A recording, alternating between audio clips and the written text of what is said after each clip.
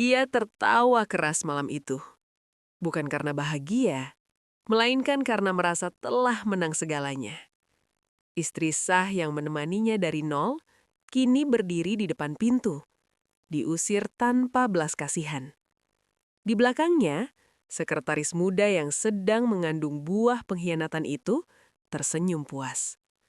Namun, pria ini tak pernah menyadari satu hal, bahwa semua yang ia banggakan bukan miliknya. Dan saat kebenaran terungkap, tawa itu berubah menjadi tangis paling menyakitkan dalam hidupnya.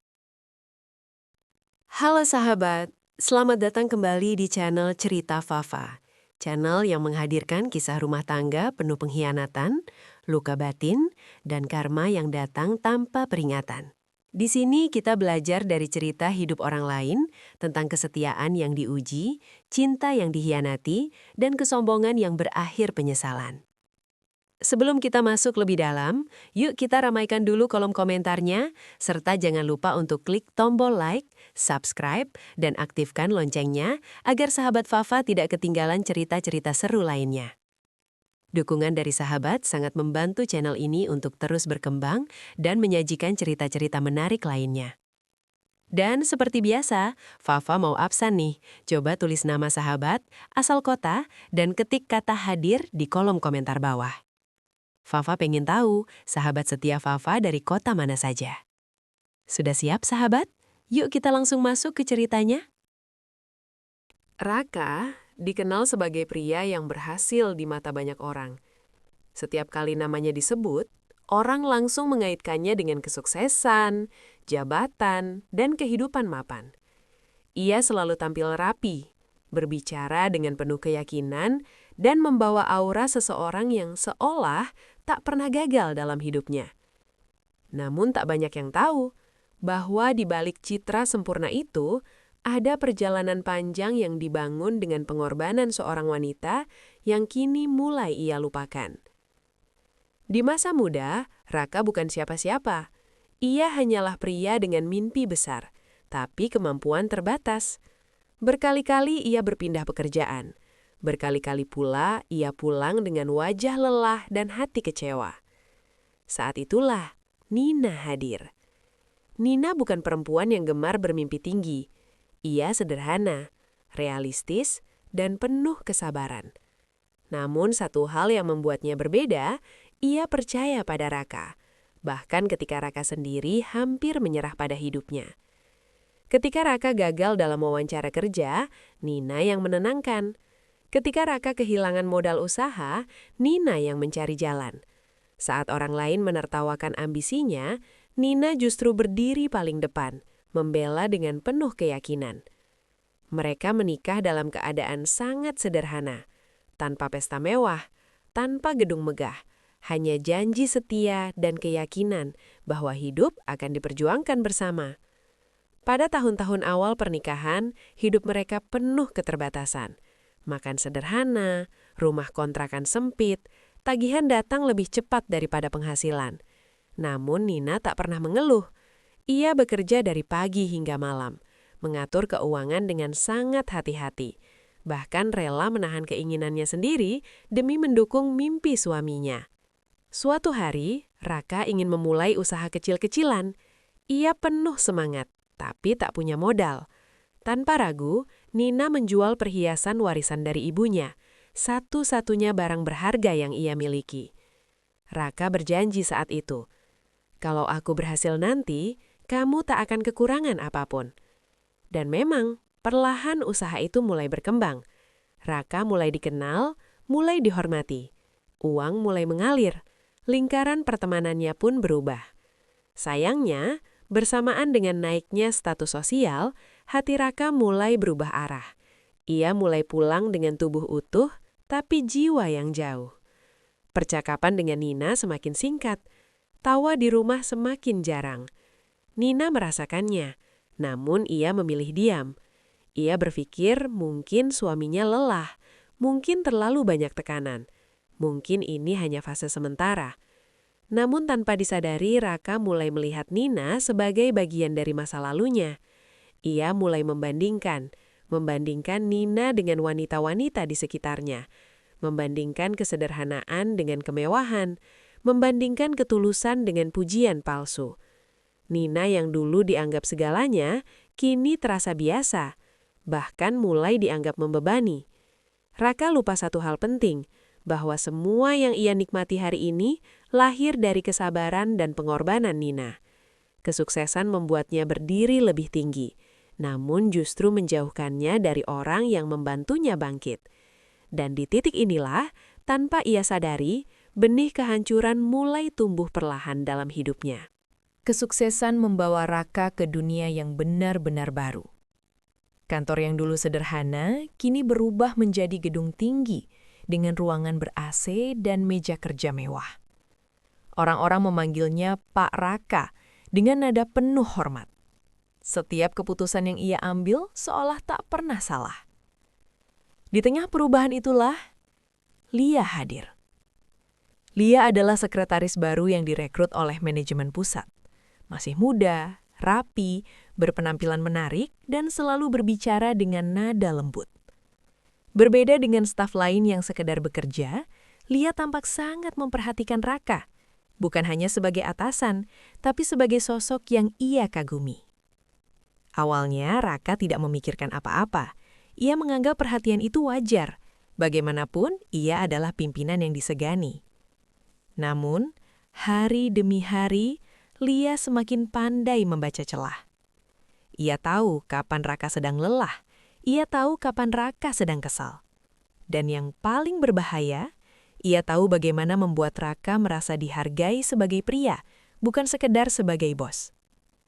Setiap pagi, Lia menyambut dengan senyum. Setiap sore, ia memastikan semua pekerjaan Raka beres tanpa diminta. Ia sering memuji keputusan Raka, bahkan untuk hal-hal kecil. "Bapak selalu tahu apa yang harus dilakukan," katanya suatu hari. Kalimat sederhana itu menancap dalam hati Raka. Di rumah, Nina jarang memuji, bukan karena tidak menghargai, melainkan karena ia sudah terbiasa melihat Raka sebagai suaminya, bukan sebagai sosok yang harus terus dipuja. Tanpa disadari, Raka mulai menikmati perbedaan itu. Awalnya, komunikasi mereka masih sebatas pekerjaan, namun pesan singkat mulai muncul di luar jam kantor. Pertanyaan ringan, candaan kecil, keluhan tentang pekerjaan. Raka tahu ini salah. Ada suara kecil di dalam hatinya yang memperingatkan. Namun, suara itu kalah oleh rasa nyaman yang perlahan tumbuh. Pertemuan kerja berubah menjadi makan siang berdua. Makan siang berubah menjadi kopi sore. Dan kopi sore perlahan berubah menjadi makan malam dengan alasan lembur. Setiap kebohongan kecil terasa mudah diucapkan. "Kantor lagi banyak kerjaan," kata Raka pada Nina. Dan Nina, dengan kepercayaannya, hanya mengangguk. Ia tak pernah mengecek ponsel Raka, tak pernah bertanya berlebihan, karena baginya, cinta adalah percaya. Namun justru kepercayaan itulah yang dimanfaatkan. Raka mulai membandingkan dua dunia. Di rumah, ketenangan, rutinitas, dan kesederhanaan. Di kantor, keaguman, pujian, dan sensasi baru yang membuatnya merasa hidup kembali. Ia mulai pulang dengan senyum yang bukan untuk istrinya. Mulai sibuk merapikan diri sebelum berangkat kerja. Mulai merasa ada yang kurang jika tidak bertemu Lia.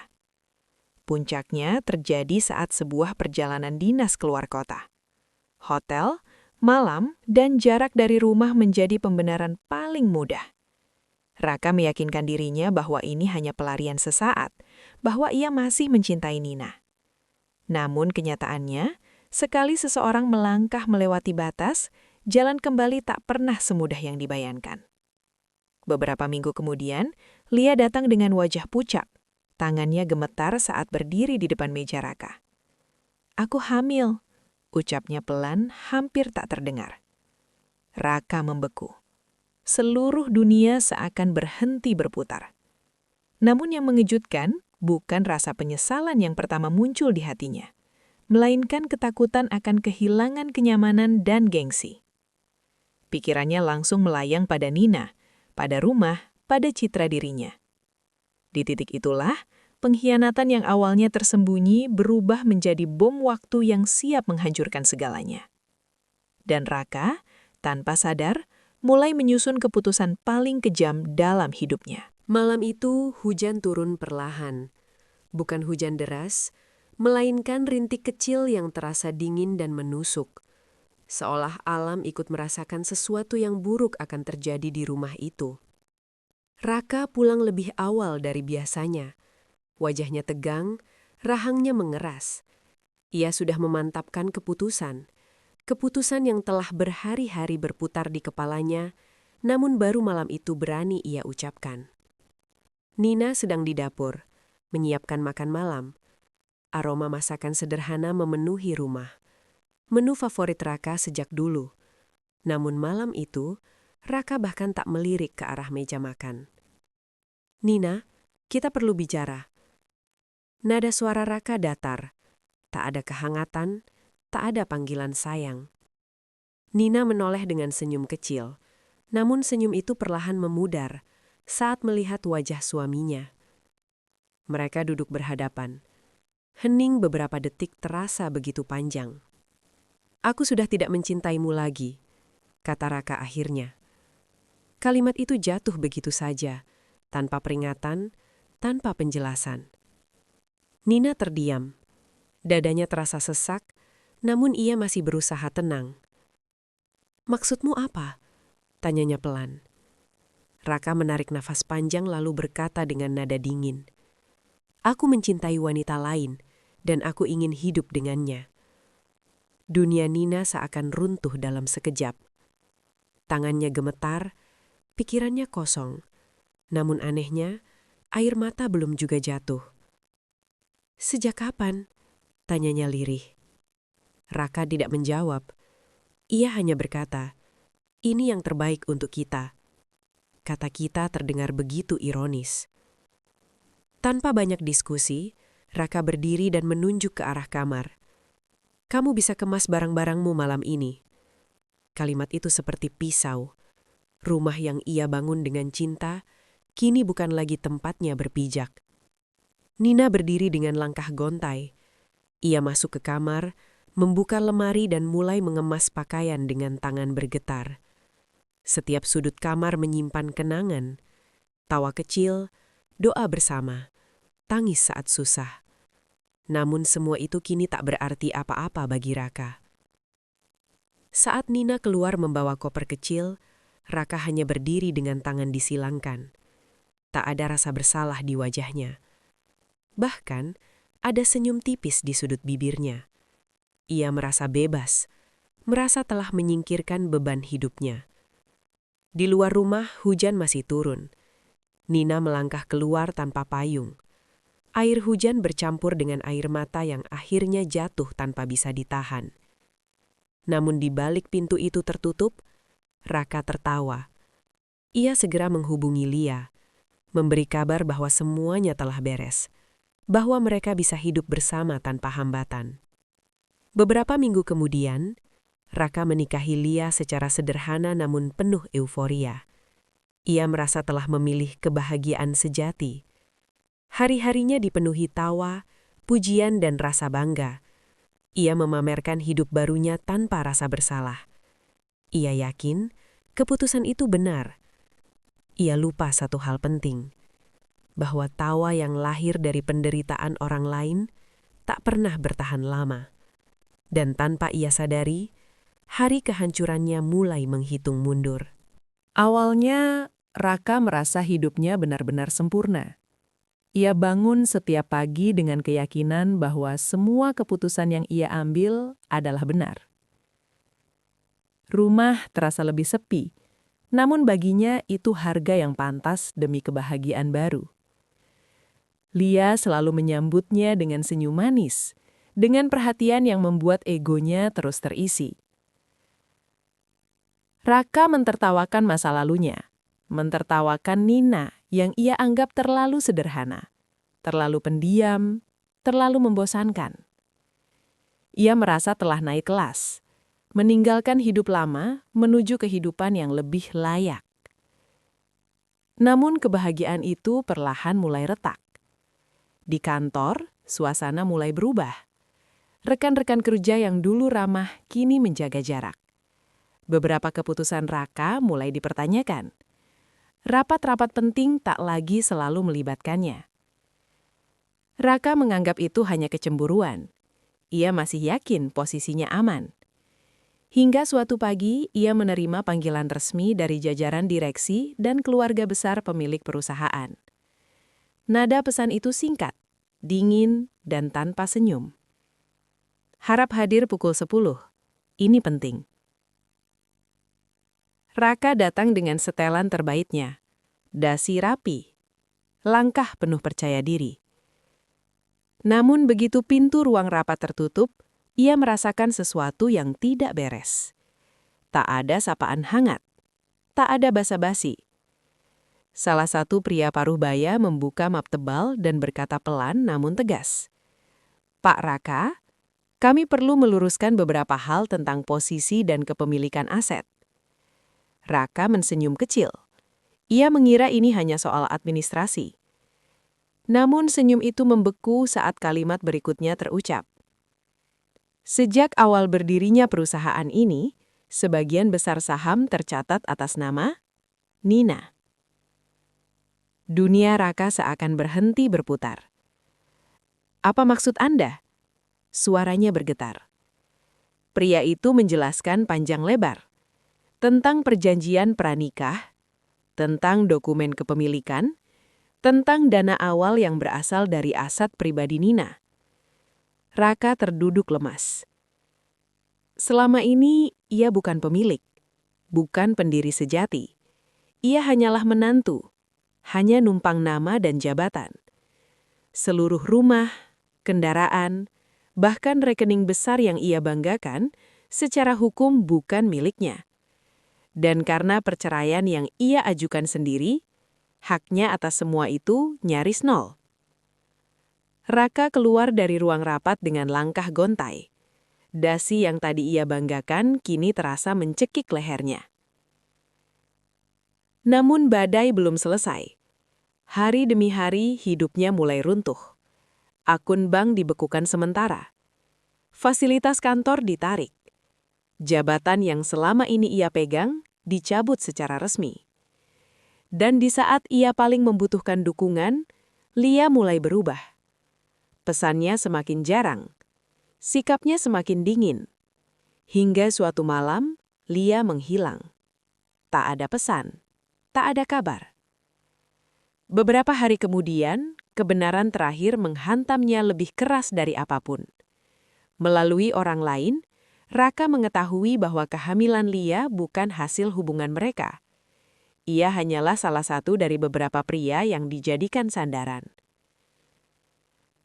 Raka terduduk di ruang tamu yang kini terasa asing. Rumah besar itu sunyi.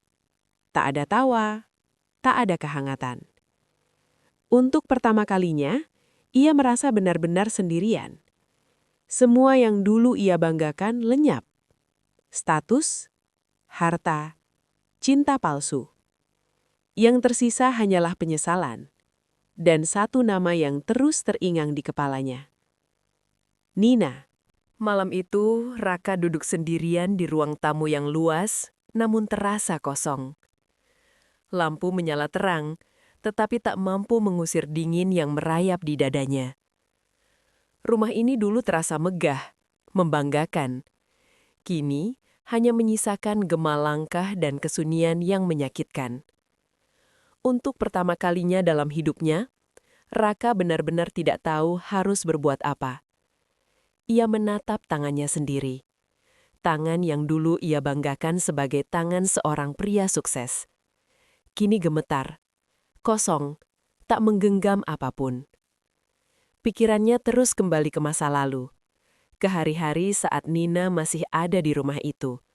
Saat suara langkahnya terdengar setiap pagi. Saat doa-doa kecilnya mengiringi keberangkatan Raka bekerja. Semua itu dulu terasa biasa, bahkan membosankan. Namun kini, kenangan itu justru menjadi luka paling tajam. Raka mencoba menghubungi Lia. Sekali, 2 kali, puluhan kali. Tak ada jawaban. Nomor itu akhirnya tak aktif. Pesan-pesannya tak pernah dibaca. Di titik itulah, Raka sadar. Ia telah ditinggalkan oleh wanita yang ia pilih dengan penuh kesombongan. Hari demi hari berlalu dengan berat. Raka mulai menjual barang-barang di rumah untuk bertahan hidup. Jam tangannya, mobil mewahnya, semua simbol kesuksesan yang dulu ia pamerkan. Tak ada lagi telepon dari rekan kerja. Tak ada lagi undangan rapat. Namanya perlahan menghilang dari lingkaran orang-orang penting. Ia kini merasakan bagaimana rasanya menjadi tidak terlihat. Dan di tengah kehancuran itu, satu nama terus menghantuinya. Nina. Dengan sisa harga diri yang nyaris hancur, Raka akhirnya memberanikan diri mencarinya. Ia mendatangi alamat lama yang ia dapatkan dari kerabat. Langkahnya berat. Dadanya sesak. Ia tak lagi datang sebagai pria sukses. Tak ada jas mahal. Tak ada mobil mewah. Hanya seorang pria penuh penyesalan.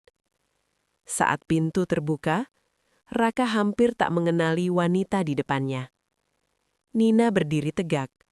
Wajahnya tenang. Matanya jernih. Tak ada air mata, tak ada amarah. Hanya keteguhan. Raka menunduk. Untuk pertama kalinya ia tak mampu menatap mata Nina. "Aku salah," ucapnya lirih. "Aku kehilangan segalanya." Nina terdiam sejenak. Bukan karena bimbang, melainkan karena ia sudah berdamai dengan masa lalu. "Aku sudah memaafkanmu," katanya pelan. "Tapi itu tidak berarti aku harus kembali." Kalimat itu menghantam Raka lebih keras dari teriakan manapun.